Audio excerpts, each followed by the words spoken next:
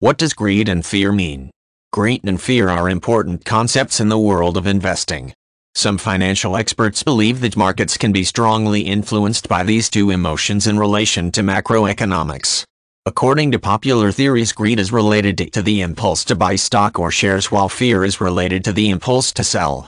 Greed and fear also come into play with bear and bull markets, where greed is linked to a bear market and fear to a bull. Greed and fear, together with the herd instinct, are often blamed for cycles of market bubbles. A bubble occurs when investments in a particular area of the market go through a sudden surge, leading to equity often far above realistic values.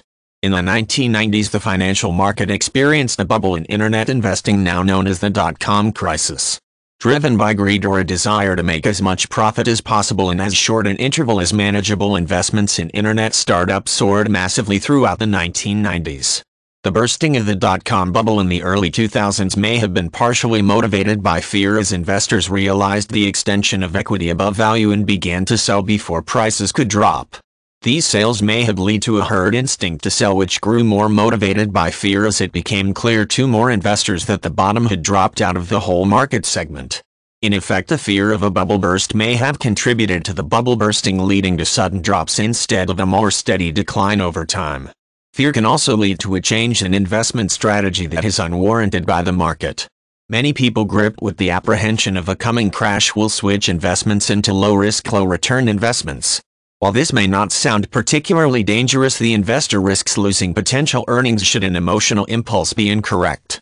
Earnings losses motivated by fear can sometimes end up being just as costly as asset losses motivated by greed.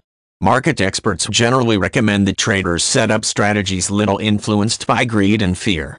While it may be more exhilarating to use emotional intuition as basis for stock trading, it is usually considered far more profitable in the long run to divorce trading decisions from emotion.